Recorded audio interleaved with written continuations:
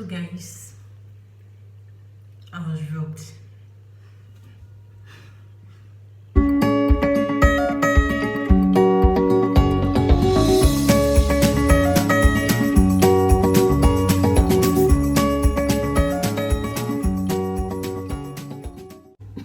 The plan that Sunday morning was that, Millicent, you just have few things to do, four things to do. Number one, do your chores.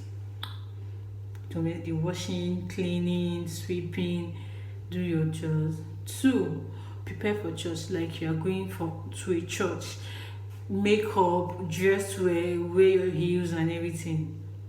Three, conduct a service in the house, like an actual service in the house. Do everything you're supposed to do in church, conduct it in the house. You're capable, like, okay, I can do that. Four, eat rice and stew because it's Sunday. We cannot kill ourselves with lockdown. That was what I thought was going to happen. So I went straight to the kitchen. I just woke up, went straight to the kitchen to do the dishes. I was gathering the dirt, packed the dirt, went straight to the back to throw. I still had like sleep in my eye. I was still sleeping, but my day was directed. I was throwing the bin away when I looked and I saw my cousin's purse. It was outside. I was like, okay. I picked it up. It was wet because it rained in the early hours of that morning. I picked it up and went straight to Amaka. Amaka, what's your purse doing outside? She was like, no, I didn't put my purse outside. I saw it outside, it's wet, and I didn't put it, you didn't put it, so who put your purse outside? She was like, she didn't put her purse outside. Then I remember that, okay, Millicent, you were the last person that entered inside the house. I went to bed last yesterday. Have you gone out? She said no. But the back door was open. We looked at ourselves for like some seconds, like, okay. We went back. The back door was open and I saw traces like footmarks inside the house. I was like, somebody was in this house. She was like, who would have entered the house? Like, somebody else was in this house. I saw this back door. This back door was open. We looked at the lock and saw that it was picked. It was maneuvered. Somebody had forcefully opened the door. And my heart was like, wait, hold on. She shouted, the laptop, because laptop was in the sitting room. The laptop. I looked at the table, it wasn't there. And I shouted, my camera. I looked around where it was supposed to be. My camera was not there. I went to every room in the house. Couldn't find my camera. That was a Canon camera, SL2, EOS 200. I just got this camera. I got it just before the lockdown. I got the camera so that I could improve on my YouTube videos and I could practice photography because I've fallen in love with photography recently. So I just got the camera and I had started online classes for this camera. I started online photography classes. I had booked for lights. I had everything planned.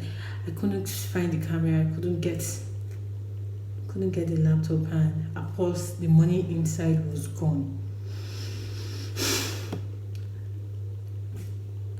Okay, I didn't know how to react. You know when you're saying that, I can't afford to lose my car. If I lose my car, I could die. You know, in essence, when you lose that car, you wouldn't even know what to do. I was shocked. I was like, I can't lose my camera. I was also saying, I can't lose my camera. I looked around, the camera was nowhere to be found. The laptop was nowhere to be found, and I was dazed. I was shocked. For some minutes, I couldn't even say anything. I wanted to cry. The tears was not coming out. I wanted to be happy because the robber probably entered inside and knew that we were sleeping in a particular room together and decided to pick the laptop, the camera, and the purse. That was what he found useful to take. Decided to pick it and leave. And we are inside. We are accessible. What if, since that day till now, I've not been able to sleep well. I've not There's no nights I don't wake up like 3 to 4 times. Each time I hear any noise, I wake up like I cannot afford to be robbed again.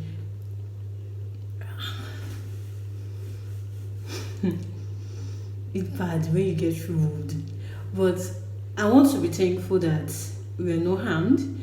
It's possible that the person would have been violent and the person would have entered inside that house. Whoever has mind to rob would have been expecting anything. Person could do anything. If you have mind to break into somebody's house, you mean that you're prepared for the worst and at the same time you could kill to get whatever you want. So I was torn between being happy for my life, like what if the doors were open? What if the person had decided to enter the room and decided to get small?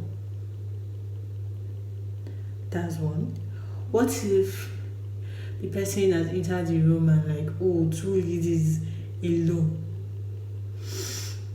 Rape. But the person decided to take the laptop and the camera away. It was an expensive it's an expensive laptop, it is an expensive camera, money was gone, but at the same time we are alive. I wanted to fall on the floor, I wanted to wail, as in I wanted to shout. I wanted to say, ha! Modamo, Moku. Camera that I just got. Camera that I've not stayed in my hands for like a month, a full month. I wanted to put my hand on my head. I wanted to roll on the floor. That was what I felt like doing at that time. But at the same time, I was thankful for life. And I can't wait for this coronavirus to just end and the lockdown to just everybody, because at the same time we have never been robbed. The back doors have been like that for some years. Nothing has happened. So the person climbed the fence from the next compound, climbed the fence, entered from the back door, picked the lock and entered inside. Now there's padlock all the way from the back door to the room, even when we are sleeping. Everything is under lock and key, and